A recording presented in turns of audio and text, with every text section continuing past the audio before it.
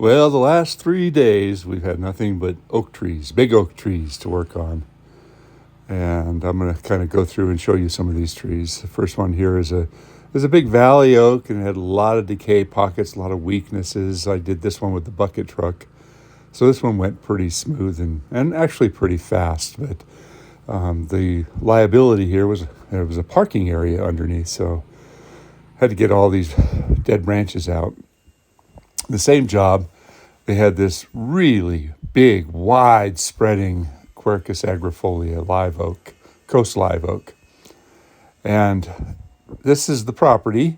He had a number of things happen. In this area, you can see an area that's all ground out. I'll talk about this in a bit. But this is a result from the failure of that ground out area. So there was a big failure. Big tree went down and impacted this one. And the guy wanted to save it. And I said, you might reconsider. And he says, well, just do the best you can. We can always cut it down later. So I found all this insect frass and all kinds of problems with the tree, including a crack from the impact. We did not take the big tree down. Another company did. And they cleaned up the mess from where it hit this tree. But there was a number of things going on. So I'm checking out the tree and looking at all the potential areas of future decay. You can see that there was still a branch that broke from the impact of last year. This was a year ago that this tree fell down. And this is the area where the tree, there was a very large live oak right here. And the homeowner wanted this tree removed. So I think it was almost 2 years ago I went out here and I wrote him an arborist report condemning the tree. And the city said, you need more than one arborist report. So he got another company that specializes in arborist reports, and he said the tree is fine. Lo and behold, the whole tree fell down. I felt somewhat vindicated by that, but, oh well. This is the tree that got impacted, and it's a rainy morning. And poor Jorge here, it's a tough one. You can't just throw the rope up and climb straight up on the rope. And, he's working on a really, really mossy, slippery tree here. He's bound and determined to get it, and he finally did get up there. But it took him probably 15 minutes to make this one slippery ascent. So I got up in the other oak tree after we finished that one. I didn't use the camera to do any of the work from that one. But we're working over a big house, and more than half of the tree, 2/3 of the tree, is over the roof of this great big house. I had 2 days scheduled on that last job, but they weren't in order. So the very next day, we got off to yet another big oak tree job. I want to talk about this one. They had a delicate driveway that I had to be careful of. So I laid out this pad of individual logs that I carried up and down the stairs. And the stairs, oh my God, there was 31 stairs up and down. And I had to get up on the roof and off of the roof. And, that's kind of interesting. Does anybody know what kind of a plane that is? I think I do, but is that a C-5 transport? The neighbor had an interesting little play structure to just pass it. Well, let's get back to work here. Squirrel. This is the roof. And a very delicate roof at that. So every piece of wood had to be roped down and carried over and tossed off onto that pile. In the backyard, they had a bit of a plastic lawn area. It's kind of interesting here. I see this hillside property up on the hill in Saratoga, and the house was built in 1950, so that's 74 years ago. And this tree right here is probably about the same age. It established itself around the house, so making a judgment call on the root system is kind of a tough thing to think about. And the problem I have here is the addition of the walkway and the change in the grade. Now, maybe that's not so significant that it's going to impact the structural integrity of the tree as a whole, but if you look up real close, you can see that the grade has been raised on the backside of this tree, so it, the possibility and the likelihood of basal crown rot is, it's very real.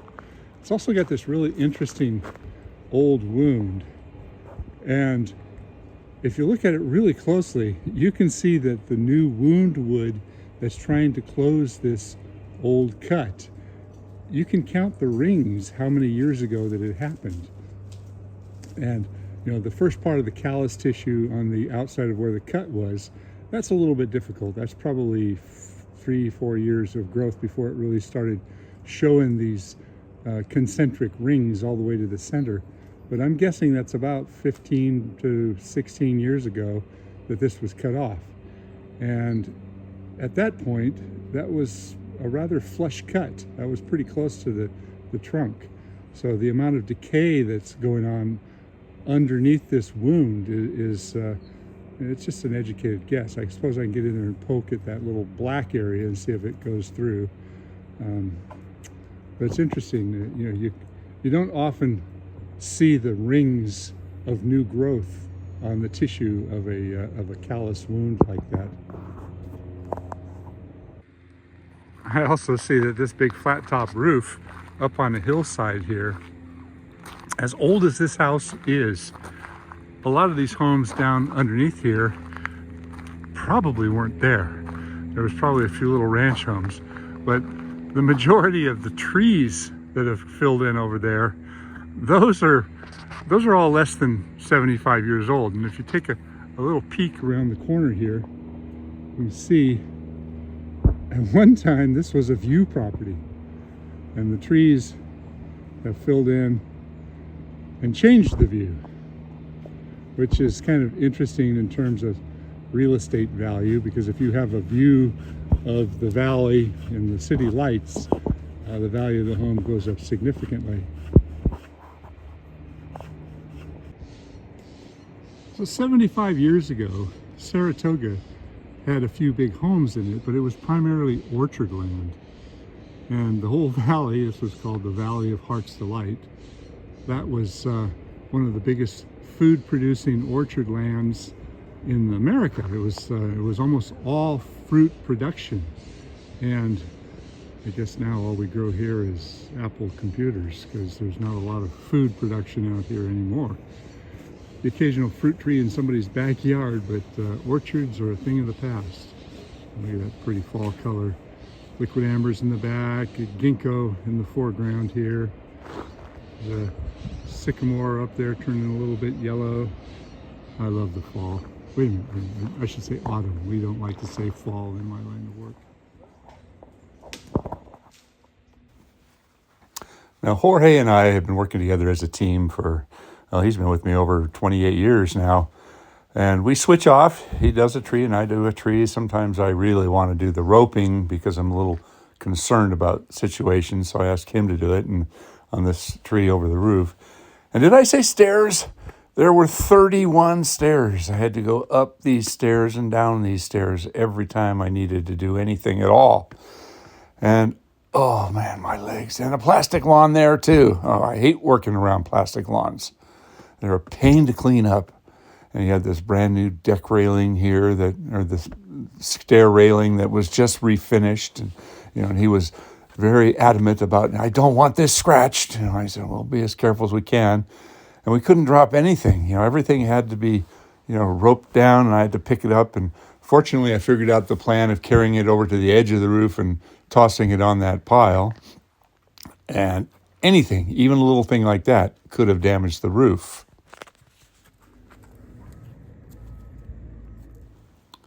Now, we had other trees that we had to work on this property. There was 4 separate trees. And this particular one, when they built the stairs 2 years ago, they cut all the roots. And this tree was mostly hanging over the neighbor's property. So I looked at it and I was thinking to myself, well, a failure of this tree based upon the severing of those roots is very, very possible. So I opted to do some pretty significant weight reduction. I climbed this tree, so you're not going to see any video footage of me doing the work. That's the sad thing about this. I'm sorry, I don't have a cameraman. Everything I do is just me. I'm kind of like Survivor Man, but in the trees. You know, I do all my own video work.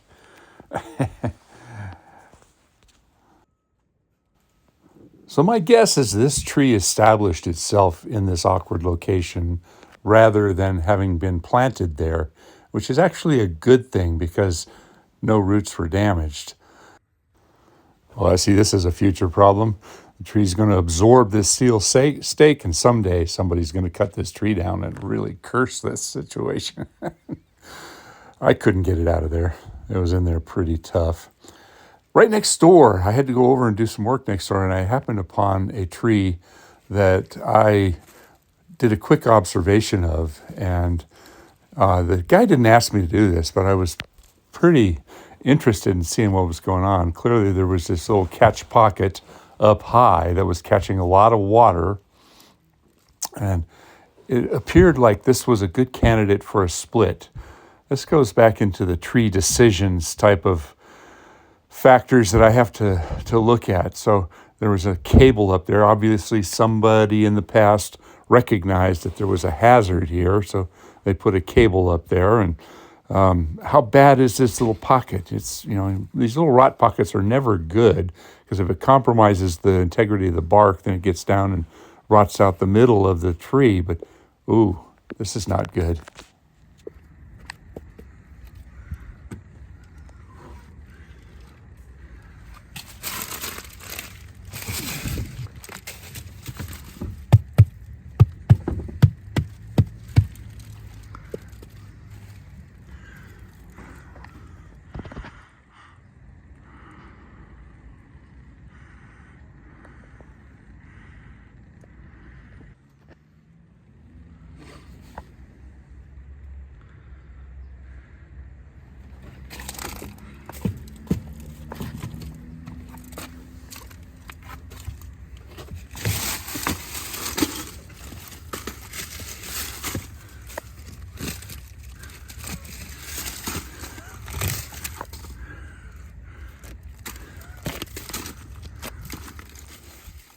So you could clearly hear the hollowness there, and it was just I walked by and looked at it, and it didn't look right, so I took it upon myself. I didn't even ask the homeowner. I started tearing at his tree, which was probably a mistake, but you know, clearly someone put in a raised parking area and did some impact and poured dirt up around the base of the tree, and it's a big tree. You know, if this tree goes down, you know, there's a parking area underneath, or it could go towards the house. And, you know, I did bring it to the neighbor's attention, and he asked me, can I cut the tree in half? And I said, not a good idea.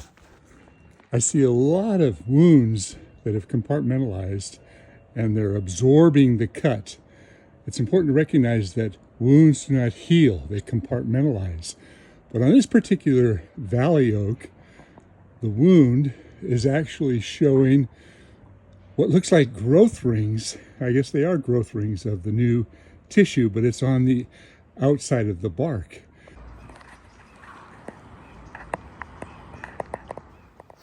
I know I'm jumping around a little bit here. This has been the week of big oak trees, and I'm back to the tree that it got pretty wet, and today's a nice sunny day, thankfully. This is interesting. We have this air-powered, it's called an APTA. It's a throw ball or throw bag shooting tool, and you've probably seen it in some of my past videos. And I set the camera down, and I thought, okay, let's see if I can get this on the first shot. Rarely do I get it on the first shot, unless, of course, nobody is there and nobody is looking.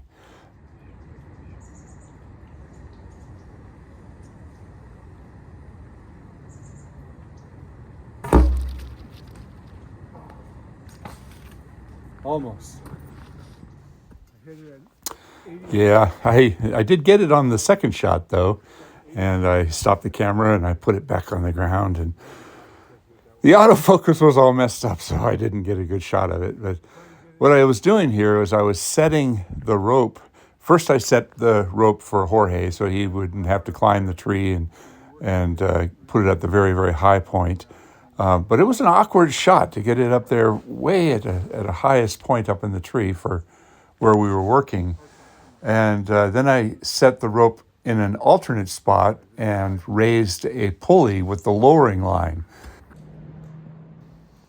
I'm really sorry I don't have a camera operator to catch some of these moments, but this worked out really, really well. You know, I put the line up there with the air-powered throw bag tosser, and I hoist a big pulley up there with the lowering rope. The hardest part was when Jorge got set up there, he had to continually throw down an additional rope that I'd tie the lowering line to so he could pull it back up. Okay, let's see how it goes.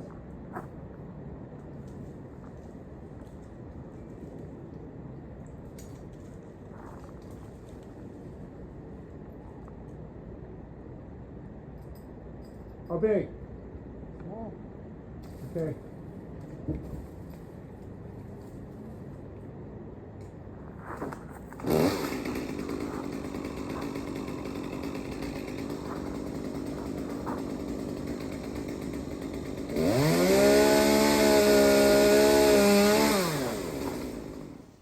So this first cut was kind of small because we wanted to try out this technique. Jorge actually had another rope up there on the side, so this was double roped. As I'm pulling on the pulley and keeping it up, he's lowering it down so that the branch will come all the way up and over, and then I can lower it to the ground. So it was both of us roping these pieces at the same time, and it actually worked out pretty good. It was, the pulley gave me a lot of upward ability to pull back up where necessary. So that was the first cut, and I didn't really catch anything else, but we were able to take all of these really heavy, long, low bits off very successfully. It worked out really well. I could drag it across.